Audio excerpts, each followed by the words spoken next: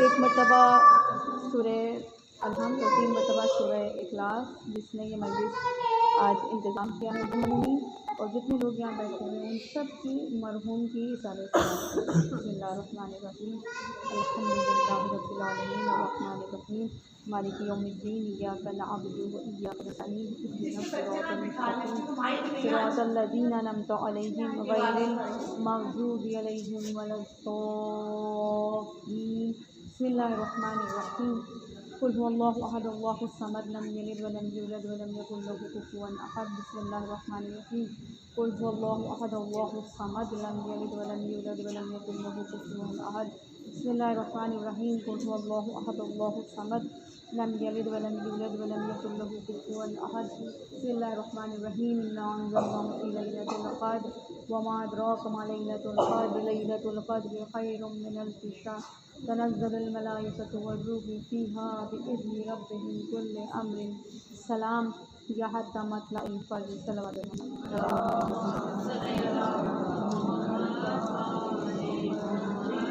تو سب قریب قریب آتے ہیں، سردی بھی ہے اور دوسروں کو ذرا نرم جگہ پہ بیٹھنے کا موقع ملے گا، تو سب سارے آ جاتے ہیں۔ اعوذ باللہ من الشیطان الرجیم بسم اللہ الرحمن الرحیم اللہم قل ولیک الحجۃ ابن الحسن صلواتک علیہ وعلی آبائہ فی ہذہ الساعۃ وفی کل ساعۃ ولییا وحافظا وقائدا وناصرا ودلیلا وعینا حتی تسکنہ ارضک طوعا وتمتعہ فیہا طویلا برحمتک یا ارحم الراحمین وبعد بلند صلوات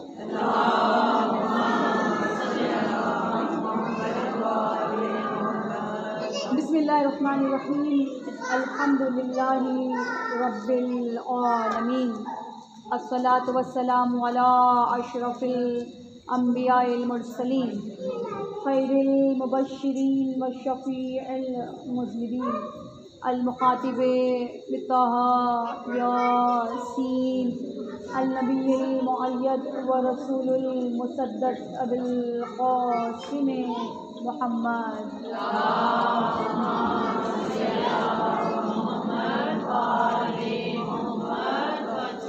ثم الصلاة والسلام علی آلہ الطیبین الطاہرین المعصومین المظلومین اما بعد فقد قال اللہ تبارک وتعالی فی کتابہ المبین بسم اللہ الرحمن الرحیم رب اشرح لی صدری ویسر لی امری واحلل عقدۃ من لسانی یفقہوا قولی یا مقلب القلوب ثبت قلبی علی دینک اللہم صلی علی فاطمۃ وابیہا وبعلہا وبنیہا وسر المستودع فیہا بعدد ما احاط بہ علمک صلوات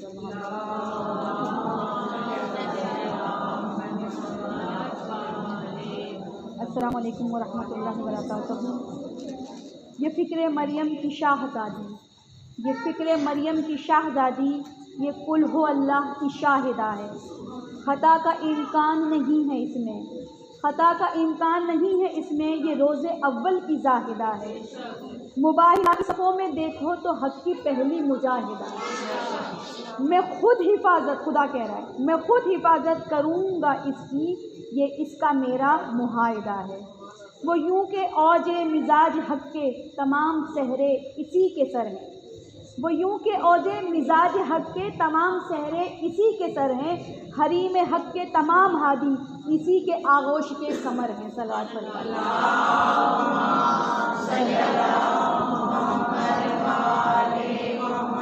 بے شک تمام تر تعریفیں اور تمام تر حمد و ثنا پروردگار عالم کے لیے، اس خالق کائنات کے لیے، اس رحیم اور کریم رب کے لیے کہ بی بی اپنے اس خطبے میں فرماتی ہیں کہ اس کی نعمتوں کا ادراک ہمیشہ کے لیے ممکن ہی نہیں ہے۔ ایک تو اس نے نعمتیں دی، آپ اس کو شمار نہیں کر سکتے، گن نہیں سکتے، ٹھیک ہے۔ ادراک کرتے ہیں سمجھنے کو، ادراک کہتے ہیں کسی چیز کو انڈرسٹینڈ کرنا۔ مثلا پانی آپ کو کب لگتا ہے نعمت؟ جب آپ کو پیاس لگتی ہے. پیاس نہیں لگتی تو وہ نعمت نہیں محسوس ہوتی ہے نا. ہر چیز کا ادراک جب ہوتا ہے جب آپ اس کو نعمت سمجھ رہے ہوتے ہیں. تو کہا اس نے اپنے بندوں کو جو نعمتیں دی ہیں اس نے کیا کہا؟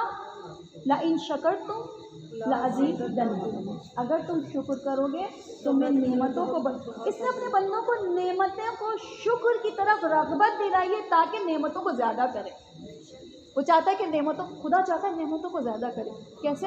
کہ تم شکر کرو. اور پھر اس نے اپنی نعمتوں کی رغبت کی وجہ سے ان نعمتوں کو مسلسل کر دیا. اور نعمتیں کون سی دی ہیں؟ نعمتیں قابل قدر دی ہیں، کوئی معمولی نعمتیں نہیں دی ہیں، قابل قدر. آپ دیکھیے کب آپ کو احساس ہوتا ہے کہ سردی کے عالم میں جس طرح اس ہیٹر کو محسوس کر رہے ہوں گے آپ نعمت، اس طرح آپ دھوپ کو اس نعمت محسوس ہوتی ہے نا. جس وقت جس چیز کی ضرورت ہوتی ہے اس کی نعمت، دھوپ کی نعمت جو ایسی نعمت ہے کہ جتنے بھی آپ کے جو مین میڈ ہیں، جو انسانوں کے بنائے ہوئے جو گرم کرنے کے لیے انسانوں کو، اس کا کوئی نعم البدل نہیں ہے. دھوپ کا کوئی نعم البدل نہیں ہے. اسی طرح آپ اپنے گھر میں ہزاروں اے سی لگوا لیں لیکن جو قدرت کی ہوا ہے اس کا کوئی نعم البدل، قابل قدر نعمت ہے اس کی نعمتیں قابل قدر ہیں. اور اس کا کیا بیوی فرماتی ہے کہ اس نے دنیاوی نعمتوں کی طرف رغبت دلائی کہ شکر کرو، اور ان نعمتوں کو آخرت کی نعمت کی طرف موڑا، آخرت کی نعمت کی طرف شکر کرنے کے لیے مائل کیا. انہی نعمتوں کے ذریعے آخرت یاد دلائی، انہی نعمتوں کے ذریعے. اور وہاں پر کھڑے ہو کے دربار میں کھڑے ہو کے جناب فاطمہ زہرا کہتی ہیں لا الہ الا اللہ، پروردگار میں گواہی کہتی ہوں اشہد ان لا الہ الا اللہ. یہ کلمہ سارے مسلمان دربار کے جانتے ہیں. بی بی کہہ رہی ہیں میں کلمہ حق کو بلند کرتی ہوں، میں گواہی دیتی ہوں کہ اللہ کے سوا کوئی معبود نہیں ہے، وہ صرف ایک ہے، کوئی شریک اس کا نہیں ہے. اور یہ وہ کلمہ ہے، یعنی اشہد ان لا الہ الا اللہ، یہ فقط کہنے والا کلمہ نہیں ہے. فرماتی ہیں یہ وہ کلمہ ہے کہ حقیقت اخلاص قرار دیا ہے اس کو اللہ نے. اگر آپ اس خطبے کو پڑھیں، اس خطبے کو، اور مولا کائنات کے نہج البلاغہ پہلا خطبہ پڑھیں تو آپ کو اتنی مماثلت نظر آئے گی، اتنی بہت زیادہ قرب نظر آئے گا اس کے اندر. فرمایا اور کیا ہے اخلاص کے معنوں کو، اتنا خوبصورت الفاظ ہے. جب میں پڑھی تھی تو میرا دل کر رہا تھا کہ کوئی ایسے ہی سنے اور ایسے ہی لطف لے جیسے میں خود جس طرح میں لطف لے رہی ہوں، جیسے میں خود مزہ لے رہی ہوں. فرماتی ہیں کہ اخلاص کے اس معنی کو اللہ نے دلوں پہ لپیٹ دیا. اخلاص کے یعنی اگر آپ اس کلمے کو خلوص سے پڑھیں گے تو آپ کے وہ دل کو لپیٹ لے گا. لا الہ الا اللہ، سوائے تیرے کوئی معبود نہیں ہے، وہ آپ کے دل کو لپیٹ لے گا. پھر کوئی اور کبر چڑھے گا ہی نہیں، پھر کوئی اور کبر چڑھانا چاہے گا، کوئی اور معبود بننا چاہے گا، وہ بنے گا ہی نہیں. فرمایا ظاہری آنکھوں سے اس کا دیکھنا محال ہے، ظاہری آنکھوں سے زبانیں اس کی وصف میں قاصر ہیں، اس کے حمد کو بیان نہیں کر سکتی ہیں. اور اوہام یعنی آپ کے وہم اس کی کیفیت کو سمجھنے سے عاجز ہے. جب ہم چھوٹے ہوتے تھے نا تو ہم سوچتے شاید اللہ کوئی لمبی سی چیز ہوگا، پھر سوچتے تھے کہ اللہ کوئی بہت بڑی سی چیز ہوگا. مطلب ہم اپنے ذہن سے، آپ جتنے بھی وہم اپنے سامنے لے آئیں، آپ خدا کو سمجھنے سے عاجز ہیں. خدا آپ کے تصور میں نہیں آ سکتا. پھر فرمایا اس سے پہلے کوئی چیز جو بھی اس نے پیدا کی، اس سے پہلے اس کی مثال موجود نہیں تھی. دنیا میں جتنے ایکسپیریمنٹ ہوتے ہیں اس کو کسی چیز کو دیکھ کر ہوتے ہیں. اس نے جب کچھ نہیں تھا، کوئی مثال نہیں تھی، جب اس نے اتنی حسین دنیا بنائی، اتنی خوبصورت، اتنی نعمتوں سے بھرپور دنیا بنائی، ان چیزوں کو اپنی قدرت سے اس نے خلق فرمایا. حالانکہ اسے ضرورت تو نہیں تھی اسے پیدا کرنے کی، اس کو ضرورت نہیں تھی. اور ان جو حسین تصویر کشی ہے، کبھی آپ مثلا ہم خود پاکستان کو دیکھتے ہیں، اگر آپ ٹیلی ویژن پہ ایک پروگرام آتا ہے پاکستان کے بہت سارے ایریا جو وہ دکھائے جاتے ہیں، آپ حسن دیکھ کر حیران ہو جاتے ہیں. قدرت کا ایک حسن ہے جس کو نیچر بیوٹی کہتے ہیں. جو نیچر بیوٹی سے محبت کرتے ہیں ان کو اندازہ ہوگا. اور یہ نیچر بیوٹی ہم یہ جو مری جاتے ہیں کیا دیکھنے جاتے ہیں؟ نیچر بیوٹی دیکھنے جاتے ہیں نا. اور کیا دیکھنے چاہتے ہیں؟ جو آپ پہاڑوں پہ برف نیچر بیوٹی دیکھنے جاتے ہیں. اتنا حسن ہے، اتنی خوبصورت. پھر آپ کو تصویر بنا کے دکھاتے ہیں کتنا خوبصورت ویو تھا، کتنا پیچھے کتنا خوبصورت منظر تھا. اس منظر میں اللہ کی کوئی دلچسپی نہیں تھی. آپ کے دل کی تازگی کے لیے اس نے بنایا، آپ کے دلوں کو خوش کرنے کے لیے بنایا، آپ کو ہر دم تازہ دم رکھنے کے لیے. دیکھیں خدا نے پسندیدگی کیسے، آپ ان مقامات پر جائیں، اس لیے تفریح کو مستحبات میں سے قرار دیا گیا ہے، اور باقاعدہ مردوں کے لیے کہا گیا کہ اپنی فیملی کے اندر اس تفریح کو جو ہے وہ لازم قرار دیں۔ جمعے کے دن کو باقاعدہ مقرر کیا گیا، اچھے کھانے کے لیے مقرر کیا گیا، اچھی تفریح کے لیے مقرر کیا گیا، تاکہ گھر والے جو ہیں اس بہترین زندگی کو محسوس کر سکیں۔ پھر فرمایا اشیاء کو صرف اس لیے پیدا کیا۔ کیوں پیدا کیا؟ اللہ تعالیٰ نے اس لیے پیدا کیا نا، اللہ نے اشیاء کو صرف اس لیے پیدا کیا تاکہ عقل رکھنے والے اس کی حکمت کو سمجھیں۔ جو بھی عقل رکھے گا وہ اس کی حکمت کو سمجھے گا، اور جو حکمت کو سمجھ لے گا وہ اطاعت کرے گا۔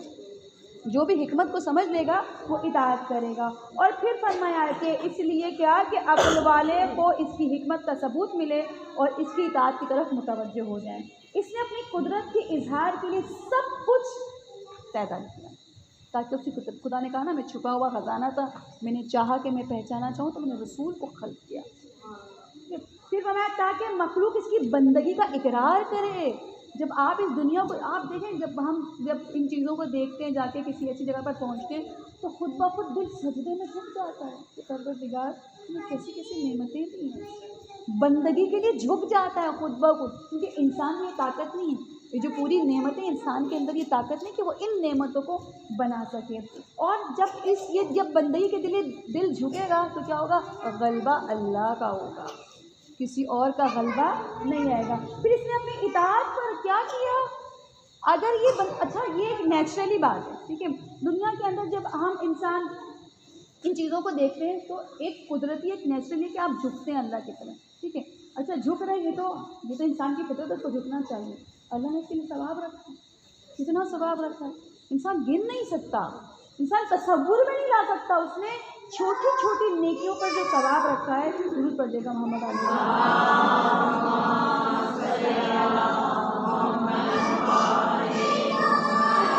اور جس قدر اس نے ثواب رکھا ہے، جس قدر اس نے اپنی رغبت دلائی ہے، جس قدر اپنے قریب کیا ہے، اپنی نافرمانی پر اس نے عذاب بھی دلایا ہے۔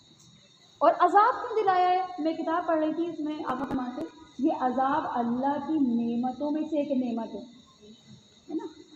انسان دنیا میں 3 قسم کے ہوتے ہیں، ایک وہ ہوتے ہیں کہ جن کو خدا ابتلا میں مبتلا کرتا ہے، ٹھیک ہے، قرآن کہتا ہے کہ ہم نے ابراہیم کو ابتلا آزمایا، ٹھیک ہے، کیونکہ وہ آزمائش کے درجے پر تھے۔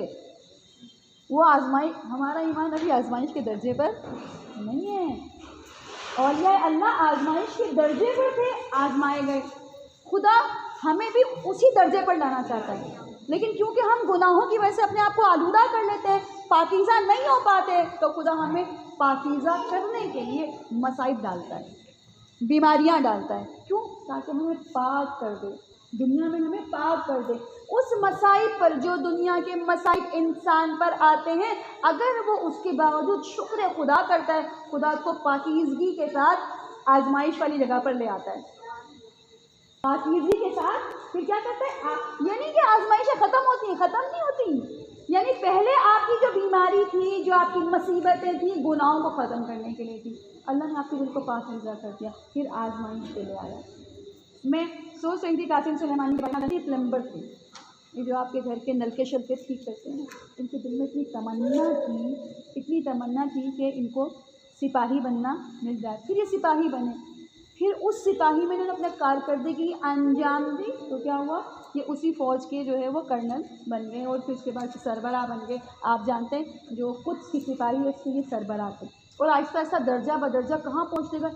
سفر ان کا کہاں سے شروع ہوا تھا؟ پھر اللہ نے ابتلا تک پہنچایا، کہاں سے شروع کیا اور ابتلا تک پہنچایا؟ تو کیسے پہنچایا؟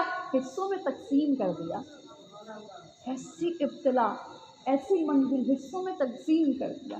لیکن پھر جب اللہ ابتلا دیتا ہے تو کیا کرتا ہے؟ آنکھ کو گلزار بنا دیتا ہے۔ جب کسی کو آزمائش دیتا ہے، اگر انسان آزمائش کے درجے پر آ جائے، سب سے بڑی بات ہے آزمائش کے درجے پر آنا۔ جب انسان آزمائش کے درجے پر آئے گا، اس منزل پر آئے گا، وہ کیسے آئے گا؟ جب عام زندگی کے اندر اس کی رحمتوں اور برکتوں اور حکمتوں کو سمجھتا ہو۔ اگر نہیں سمجھتا ہوگا تو آزمائش کی منزل پر آنا آسان نہیں ہے۔ اس کے سمجھنے کے لیے کیونکہ جو موضوع رکھا گیا اس مجلس کا، اس کا موضوع یہ رکھا گیا کہ ہماری ذمہ داری، ہم خواتین کی ذمہ داری خطبہ جناب فاطمۃ الزہرا کے روشنی میں ہم اپنی ذمہ داری دیکھیں گے۔ تو اس خطبے کو پڑھ کے مجھے احساس ہوا کہ سب سے پہلی ذمہ داری اپنے قلب کو نور خدا سے منور کرنا ہے۔ جب یہ منور ہو گیا تو بہت ساری ذمہ داریاں خود بخود پوری ہوتی چلی جائیں گی، یعنی جتنی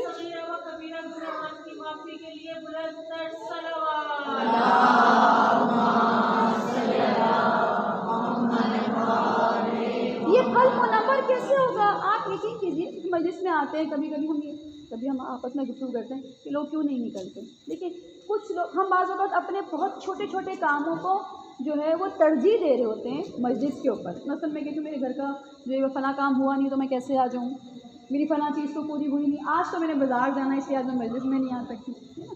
تو ہر چیز کا جس جگہ آپ پہنچتے ہیں اس تعلق آپ کا قلبی ہوتا ہے۔ قلبی تعلق بازار سے تو آپ بازار جائیں گے، قلبی تعلق اعضاء سے تو آپ اعضاء میں، جس سے آپ کا قلبی تعلق ہے اسی جگہ آپ پہنچیں گے۔ یہ ایک نیچرلی بات ہے۔ اس قلبی تعلق کو کیسے بنائیں؟ فرق اصل میں ہماری ایک مصیبت یہ ہے کہ ہم نے ہر چیز کو سطحی سمجھ لیا ہے، خود بھی سطحی ہو گئے، چیزوں کو بھی سطحی سمجھ لیا۔ جب خود سطحی ہو کے چیزوں کو سطحی سمجھتے ہیں تو رزلٹ بھی سطحی آتا ہے نا، رزلٹ بھی معمولی سے آتا ہے۔ جب ہم ان چیزوں کو اصل حقیقت کے ساتھ سمجھیں گے تو آپ کو معلوم نہیں ہے فرش اعضاء میں اسرار ہیں، اتنے اسرار ہیں آپ سوچ نہیں سکتے، اتنی پر اسراریت ہے، آپ اتنی سحرنگ آپ تصور نہیں کر سکتے کیا ہے اس فرش سے۔ لوگ اس فرش پر بیٹھ کر قرب خدا کو حاصل کر پائیں، کتنے نزدیک ہو پائیں اس جگہ سے۔ اگر انسان کو یہ سمجھ آ جائے تو پہلی ذمہ داری کیا ہے؟ پہلی ذمہ داری اپنے آپ کو بھی منور کریں اور اپنی اولاد کو بھی منور کریں۔ اللہ نے بڑا آسان کیا ہے عورتوں کے اوپر۔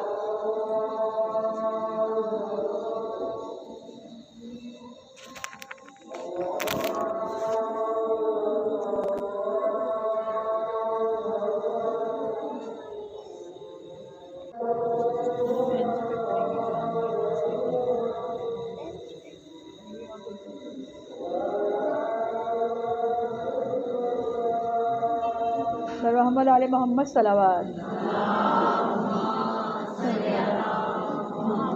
آپ سے میں گزارش کروں گی تھوڑا اور آگے آ جائیں گے، دیکھیے کافی ساری جگہ خالی ہے اور یہ بستر اسی لیے بچھائے گئے ہیں تاکہ جو ہے وہ عام جو نیچے بیٹھے ہوئے ہیں ان کے لیے جگہ بن سکتی ہے کہ وہ اوپر بیٹھیں، ٹھیک ہے؟ تو یہ جو پیچھے بیٹھے ہیں ادھر آ جائیں کیونکہ یہاں گدے بچھے ہوئے تھوڑا سا آپ کو بیٹھنے میں آسانی ہوگی، نیچے سے آپ کو جو ہے وہ سامنا نہیں کرنا پڑے گا ٹھنڈ کا۔ اور محمد علی محمد اور تھوڑا سا آگے آ جائیں، جگہ بنائیں، دل پہ جگہ ہونی چاہیے، جگہ بہت ہے، جتنا قریب ہو کر بیٹھیں گے آپ بھی ٹھنڈ سے محفوظ رہیں گے اور لوگوں کے لیے بھی یہاں جگہ بن جائے گی۔ بر محمد علی محمد صلوات۔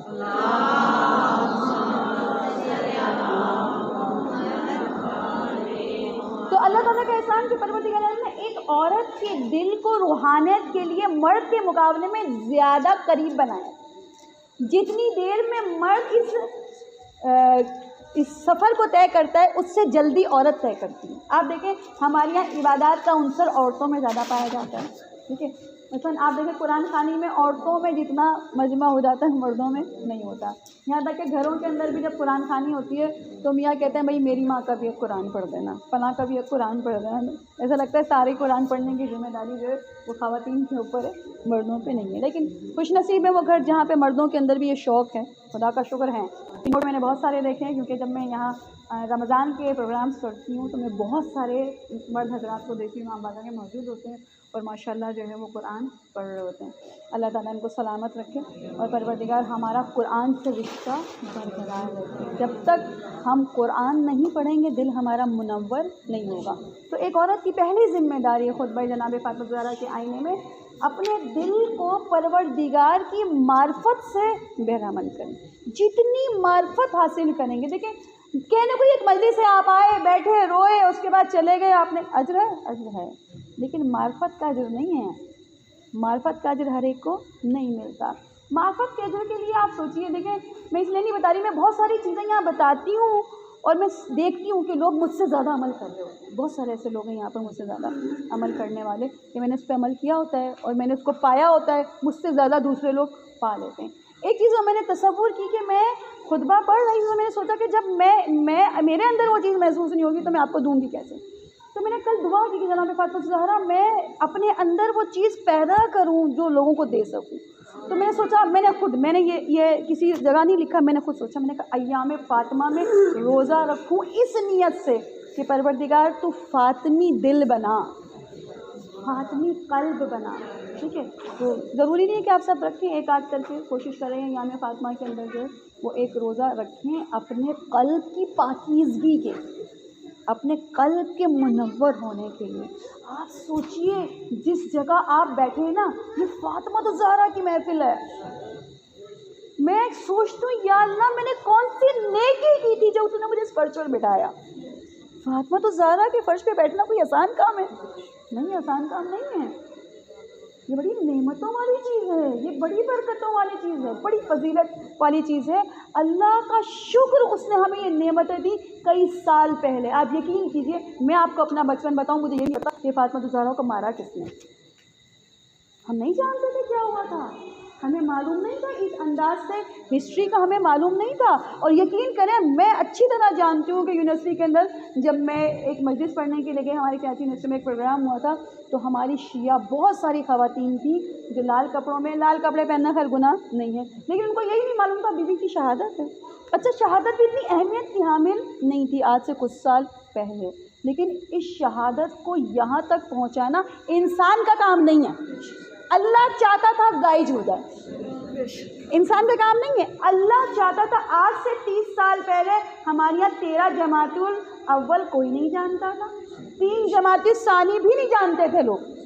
جس طرح ہم اب ہر امام کی شہادت اور ولادت کو منا لیتے ہیں اور بتاتے ہیں کہ ہمارا ولی کون تھا، اس طرح پہلے ایک محرم تھا، اور یہ محرم بھی اللہ نے منوایا. یاد رکھیے جب کوئی چیز منائی جاتی ہے تو اس کا اثر کیا ہوتا ہے. دیکھیں آج وہ لوگ جو خود یزیدی ہیں، ان سے بھی کہو کہ تم یزید ہو، تم پسند نہیں کرتے. اس کے مسلسل منانے کی وجہ سے، اور یہ کام کس نے کیا؟ آغاز تو یقیناً خدا نے کر دیا تھا. امام جعفر صادق علیہ السلام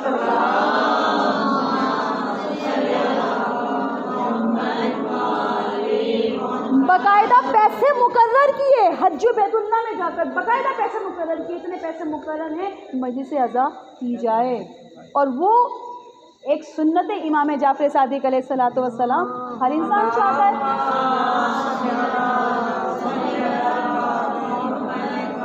ہر انسان چاہتا ہے کہ اس انداز سے وہ عزاداری کرے. اور وہ عزاداری آج ایسی قوت پکڑ گئی ہے کہ دنیا کے بہت سارے جو ہے وہ مسائل اور سازشیں اس کے اوپر اثر انداز نہیں ہوتی، اتنا مضبوط ہو گیا.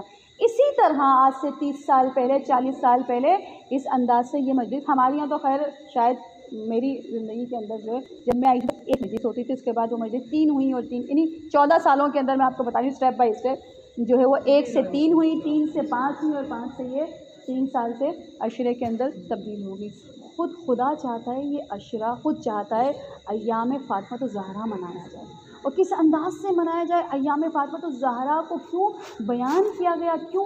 اگر ایام فاطمیہ بار بار ہوتا رہے گا تو کیا ہوگا؟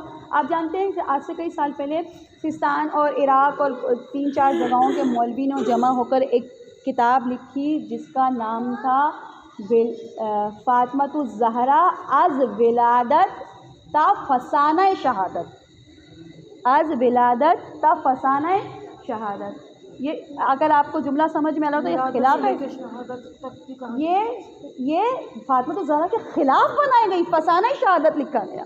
یہ جو شیعہ کہتے ہیں یہ فسانے کے علاوہ کچھ اور نہیں ہے، فسانہ بنایا گیا ہے اس شہادت کو. اور اس زمانے کے اندر جب آج سے زیادہ پرانی بات نہیں ہے، خاتمی جب آیت اللہ خاتمی صدر تھے ایران کے، تو کہتے ہیں وہ آیت اللہ وحید خراسانی سے ملنے کے لیے آئے. وحید خراسانی ایک بہت بہترین عالم ہے، نماز کے 1000 اسرار پہ کتاب، بہت ساری کتابیں ان کی، بہت ساری بہترین کتابیں نماز کے اسرار پہ بڑی خوبصورت کتابیں لکھی، اور ایران سے باقاعدہ روزانہ ان کا درس بھی ایران ٹی وی سے آتا ہے.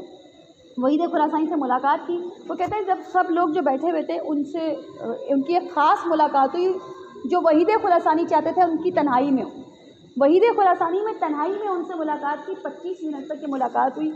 جب وہ باہر نکلے تو دونوں کی آنکھیں سرخ رو رہے تھے اور اس کے بعد یہ لوگ چلے گئے. خاتمی صاحب جیسے ہی تہران پہنچے انہوں نے تہران میں جا کر اعلان کیا کہ 3 جمادی الثانی کا دن تعطیل عام کا دن, اور پھر کہا کہ اور پھر اعلان کیا گیا باقاعدہ گورنمنٹ سطح پر اعلان کیا گیا کہ 3 جمادی الثانی کو روز عاشور کی طرح منایا جائے. اور روز عاشور کی طرح منانے کے لیے یہ اعلان کیا گیا, تمام تاجر تمام پیسے والے جمع ہو گئے اور کہا کہ کیونکہ ہم نے فوری طور پر اعلان کیا ہے اور کل جمادی الثانی کل ہی ہے, تو آپ کو جتنے پیسے چاہیے جس حسینیہ کے لیے جس امام باڑہ جس مجلس کے لیے چاہیے وہ ہم دیں گے.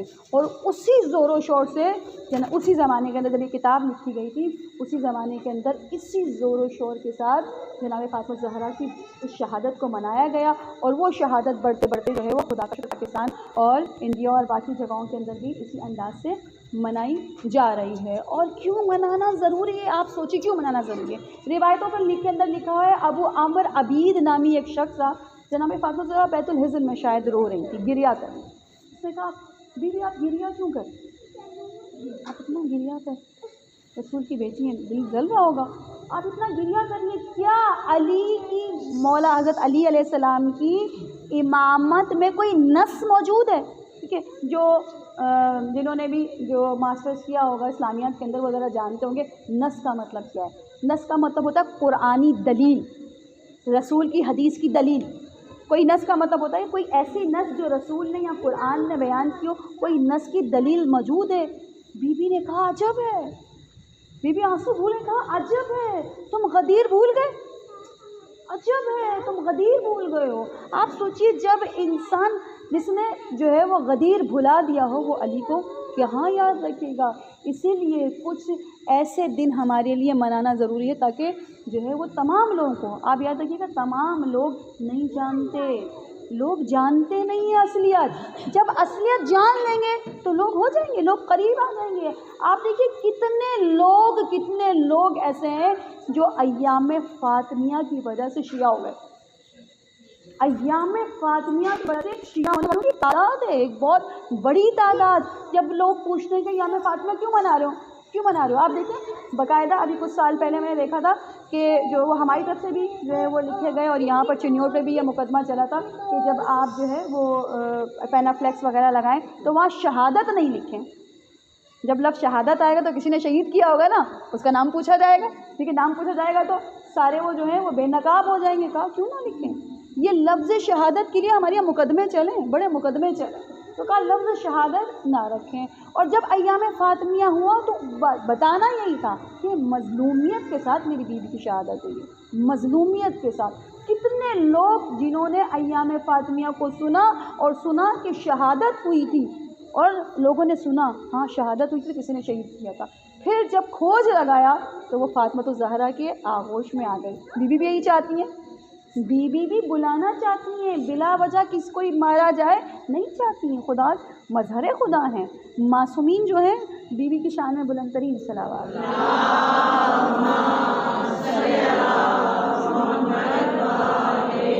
بیوی مظہر خدا, آپ دیکھیں کتنی بلند ترین ہے, بیوی کی منزل کتنی بلند ترین. روایتوں کے اندر امام جعفر صادق سے لکھا ہوا ہے, منزول ہے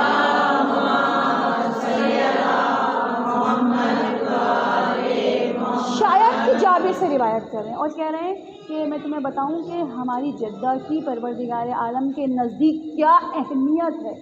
جب میدان محشر ہوگا اور جنت میں داخل دیا جائے گا تو سب سے پہلے داخل ہونے والی خاتون جناب فاطمہ الزہرا ہوں. خدا کہے گا فاطمہ, یعنی خدا خود کلام کرے گا, کوئی بیچ میں رابطہ نہیں ہوگا, کوئی فرشتہ نہیں آئے گا, خدا خود کلام کرے گا, فاطمہ آپ جائیں, آپ جنت میں داخل ہو. فاطمہ کھڑی ہوں گی اور جنت کی طرف جانے کے بجائے پلٹیں گی تو خدا کہے گا آپ کی بھی جنت ہے, آپ جنت نہیں جاتی ہیں. میں وہ فون بیان کر رہی, کیوں نہیں جاتی ہیں جنت میں, کیوں پلٹ رہی ہیں, آپ پلٹ کیوں رہی ہیں؟ تو جناب فاطمہ زہرا کی پروردگار آج فاطمہ اپنی عظمت کو دیکھنا چاہتی ہے. اپنی عظمت کو، تو خدا کہے گا کیا چاہتی ہیں؟ کہا کس کو لے جا سکتی ہوں؟ کہا فاطمہ الزہرا آپ حق رکھتی ہیں، جس کو چاہتی ہیں اپنے چاہنے والوں میں سے جنت کی طرف لے جائیں، جس کو چاہتی ہیں۔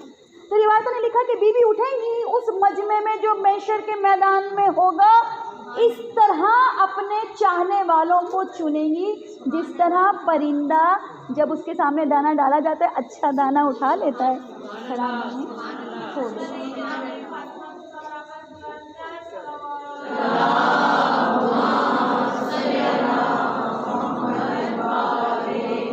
اس طرح اچھے دانے اٹھا لیں گی سارے کے سارے۔ اچھا اب یہاں سے سمجھ میں، پھر بی بی جائیں گی نہیں، اب ان جانے والوں کو بھیجے گی۔ اس کا مطلب یہ کہ بی بی چاہتی ہیں چاہنے والے پہلے جنت میں چلے جائیں۔ جب یہ چاہنے والے جانے لگیں گے تو خدا ان کے دل میں ڈالے گا، بھئی یہ تو جانے کے لیے بے چین تھے نا کہ جنت میں جائیں، خدا ہی ان کے دل میں ڈالے گا کہ پلٹیں گے، یہ بھی جائیں گے نہیں، یہ پلٹ جائیں گے، اور پلٹ جائیں گے تو خدا سے کہیں گے پروردگار تو نے فاطمہ الزہرا کا ہمیں چاہنے والا سمجھا ہے، ہماری اپنی کیا حیثیت ہے؟ تو نے ہمیں چاہنے والا بنایا ہے، اور فاطمہ الزہرا کی شفاعت تو نے ہمیں دی ہے، تو ہماری شفاعت کی کیا اہمیت ہے؟ خدا کہے گا کہ جاؤ تمہیں بھی اجازت ہے۔ فاطمہ الزہرا کے نام پر کسی نے ایک گلاس پانی بھی پلایا ہے نا تمہیں، تو لے جاؤ جنت میں۔ آپ دیکھیے یہ جو آپ جناب فاطمہ الزہرا کے نام پر مال خرچ کرتے ہیں نا، یہ اس کی اہمیت ہے، یہ اس کی اہمیت، اس کی قدر ہے۔ اور بیوی فرما رہی ہیں خدا قدردان نعمتیں دیتا ہے، خدا معمولی نعمتیں نہیں دیتا، قدردان نعمتیں دیتا ہے۔ پھر کہا جائے گا کہ جس کو چاہتے ہو، جس نے فاطمہ کے نام پر خرچ کیا ہے وہ بھی چلا جائے، وہ بھی چلا جائے۔ کی صحت و سلامتی کے لیے بابا سے بلند در صلوات۔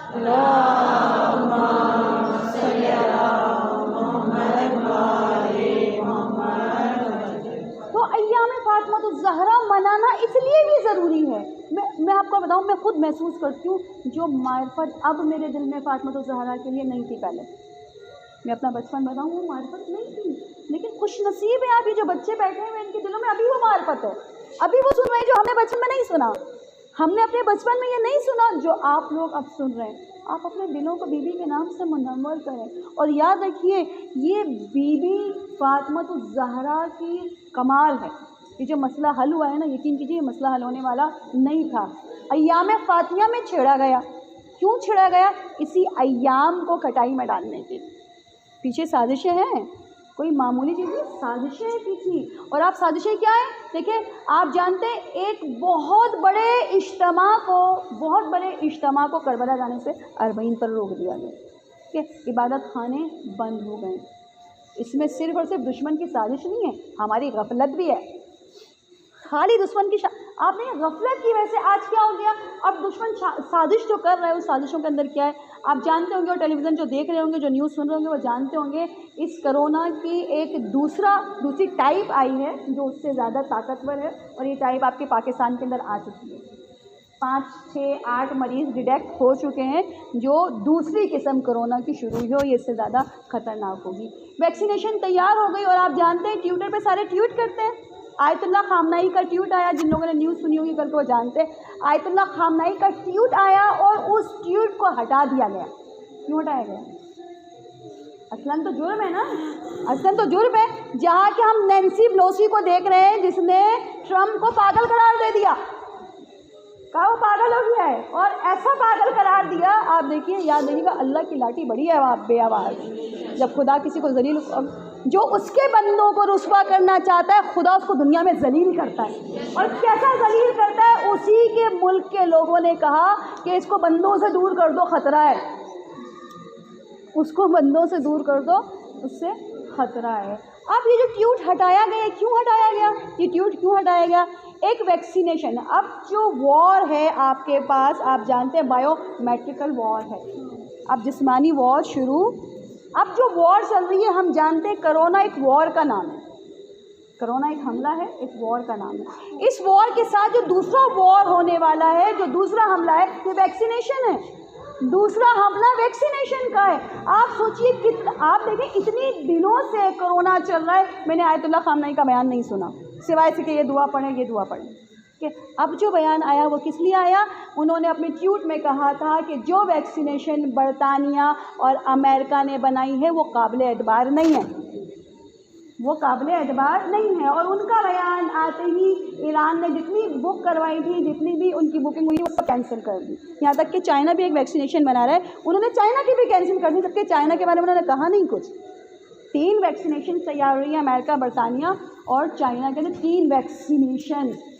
آپ سوچ رہے ہیں کہ کتنی جلدی یہ جناب فاطمۃ الزہرا کی مدد ہے جو آپ کو ابھی خبردار کیا گیا کہ ویکسینیشن سے بچنا ہے، ٹھیک ہے؟ ممکن ہے جس طرح آپ پولیو کے قطرے آپ کے منہ میں ڈالے جاتے ہیں نا بچوں کے، زبردستی آ جاتے ہیں۔ میرے اپنے گھر کے اندر، کیونکہ میں نہیں پھیلواتی، میرے اپنے گھر کے اندر 2 دفعہ پولیس آ چکی ہے۔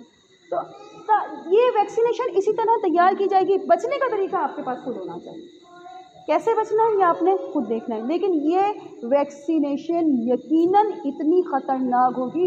ایام فاطمیہ میں رہبر معظم خاموش نہیں رہے، انہوں نے کہا کہ یہ ویکسینیشن نہیں لگنی چاہیے، یہ ویکسینیشن ہمارے لیے کیوں قابل اعتبار نہیں ہے۔ جو پھر انہوں نے کہا کیوں قابل اعتبار نہیں ہے، تفصیل بیان کی، کہا اگر یہ قابل اعتبار ہوتی تو سب سے زیادہ اموات تو امریکہ میں ہو رہی ہے، تو امریکہ والوں کو دو، ان کو دو نا یہ ویکسینیشن، پہلے ان کو بچاؤ، ہمیں تو بعد میں بچانا، ہمارے لیے ہمدردی کیوں ہے؟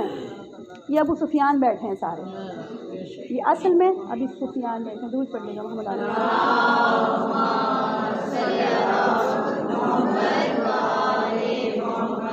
اور یاد رکھیے جب بھی میں اس جملے کو سنتی ہوں نا اور پڑھتی ہوں، اور ہر سال ہی پڑھتی ہوں، اور یقین کریں جب میں اس کو قلب سے محسوس کرتی ہوں، قلب سے، امام زمان علیہ السلام ابن بابیہ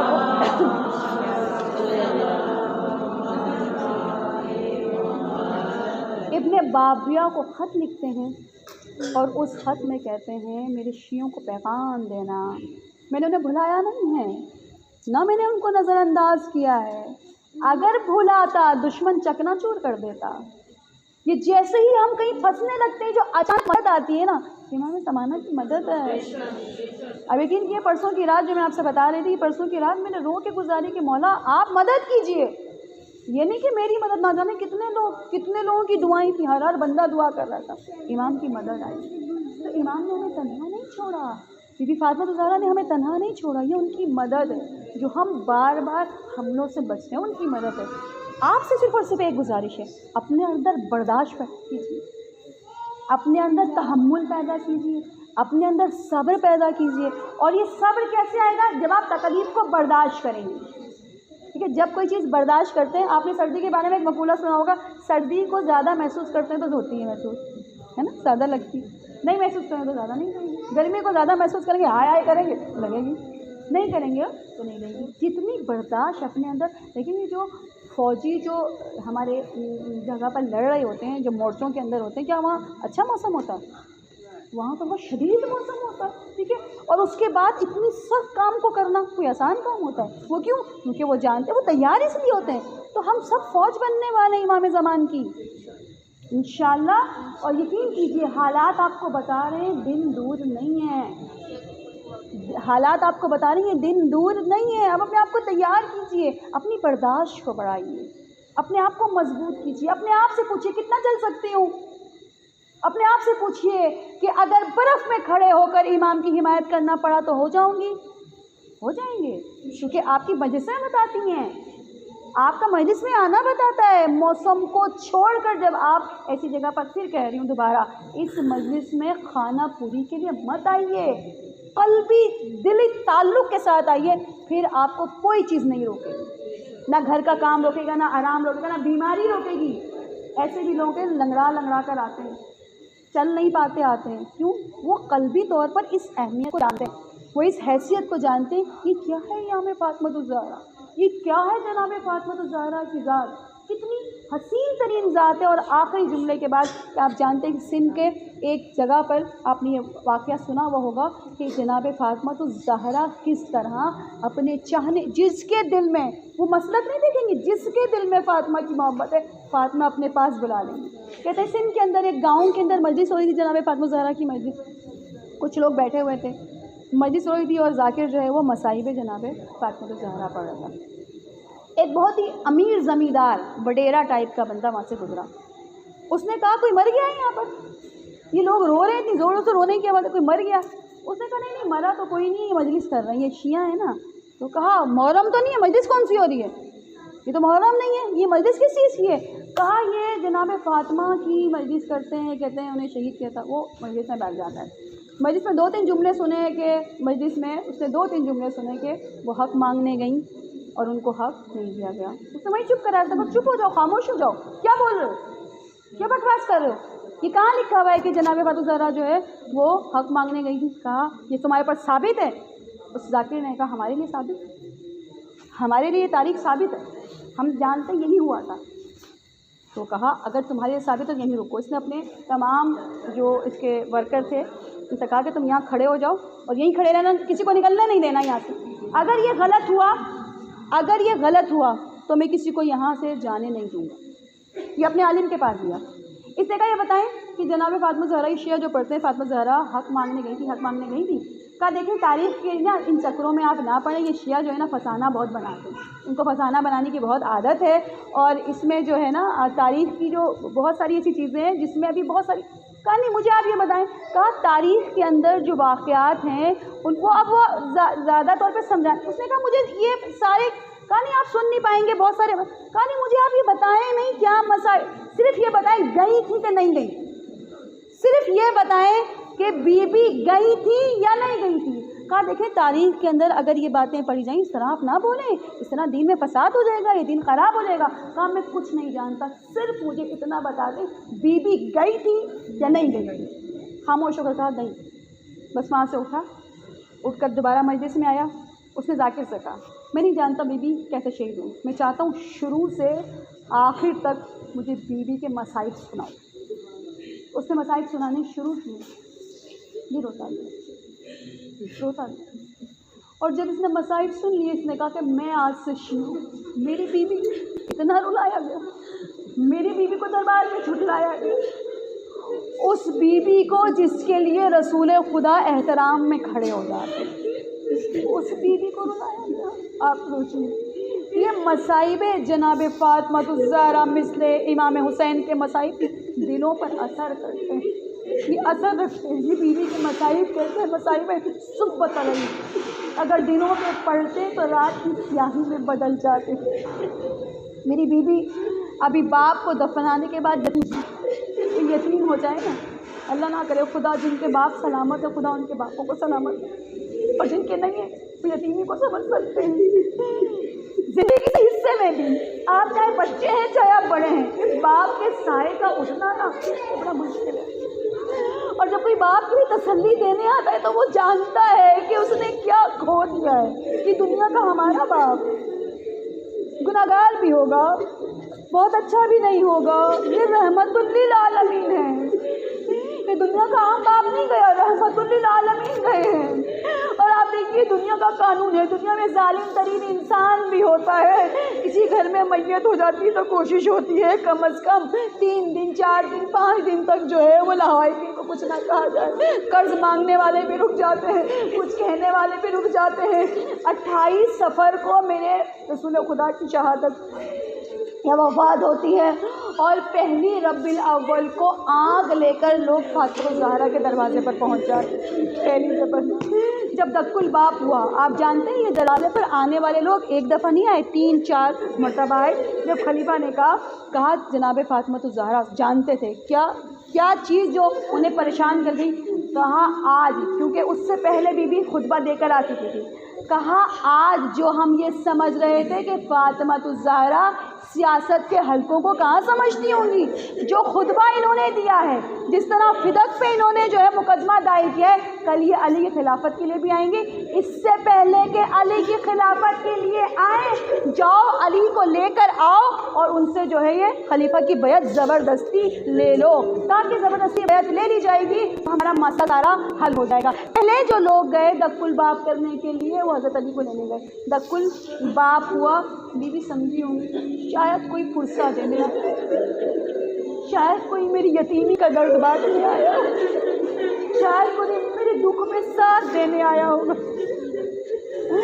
اور روایتوں نے لکھا ہے کہ علی کو بلایا گیا اور دروازے پہ کہہ دیا گیا کہ مولا کائنات جانے والے نہیں، غلام پہنچا. یہ ایک عربی کی کتاب کی روایت بیان کر رہی ہوں. سلیم بن قیس نے اس روایت کو لکھا ہے کہ جب دوبارہ واپس آیا تو نعوذ باللہ میں جملے نہیں بیان کر سکتی کہ اس دوسرے خلیفہ نے جو جملہ کہا کہ اس نعوذ باللہ اس عورت کی بات کو کیوں سنتے ہو؟ اگر وہ گھر سے نہیں نکلتے ہیں آگ لے جاؤ اور دروازے کو جلا دو. 300 افراد علی بن عتبہ، سلیم بن قیس، جتنے بھی یہ سارے لوگ تھے سارے جمع ہوئے. اور یہ سارے جمع ہو کر کیوں پروگرام کیا تھا؟ 4 لوگ اس سے پہلے پروگرام بنا چکے تھے کہ علی کو یہیں پر قتل کر دیا جائے گا. یہ بہت بڑا دفاع کیا ہے جناب فاطمہ الزہرا علی کا. جب آگ لے کر آئے اور دروازے پر دق الباب کیا تو کہا تم جانتے نہیں ہو اس گھر میں بطول رہتی ہے؟ کہا ہمیں اس سے کوئی مطلب نہیں. کہا تم بھول گئے اس میں حسن حسین رہتے ہیں؟ کیونکہ بیوی یاد دلانا چاہتی تھی کہ رسول خدا نے فرمایا حسن اور حسین جوانان جنت کے سردار. کہا تم بھول گئے یہاں جوانان جنت کے سردار رہتے ہیں؟ کہا ہمیں کوئی مطلب نہیں ہے. تو کہا پھر چلے جاؤ، یہ دروازہ نہیں کھلے گا. لیکن کیا کیا گیا اس تیسرے دن، جس کو ہم کہتے ہیں تیسرا دن، جب بیوی کے دکھ کو سمیٹنے والا کوئی آتا، جب بیوی کے دکھ کو بانٹنے والا کوئی آتا، اچانک جو ہے یہ کام آسانی سے نہیں ہوا. نہیں معلوم، مجھے سمجھ نہیں آتا، میں سوچ نہیں پاتی کہ مدینے کے غیور مرد کہاں تھے. لکڑیاں ایک دفعہ جمع نہیں ہوئی، نہ جانے کتنی لکڑیاں جمع کی گئیں، پھر اس میں آگ روشن کی گئی.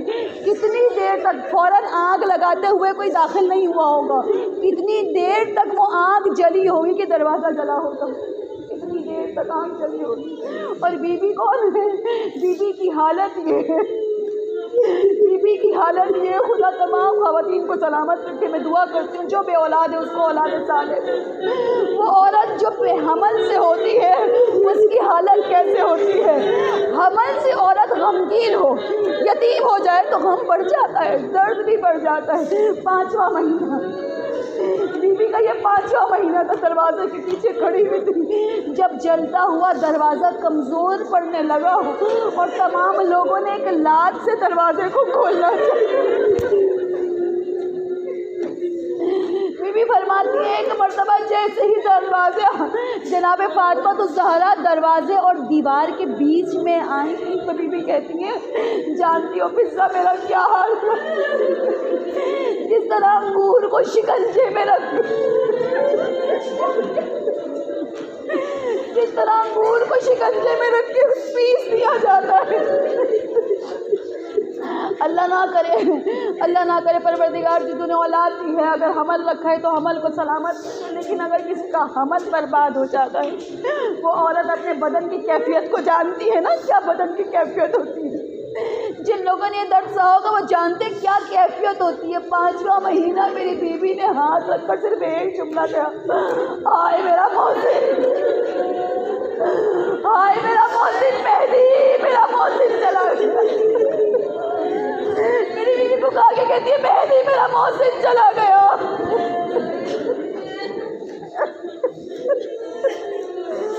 اس وقت جناب فاطمہ الزہرا نے امام مہدی علیہ السلام کو پکارا، میرے مولا.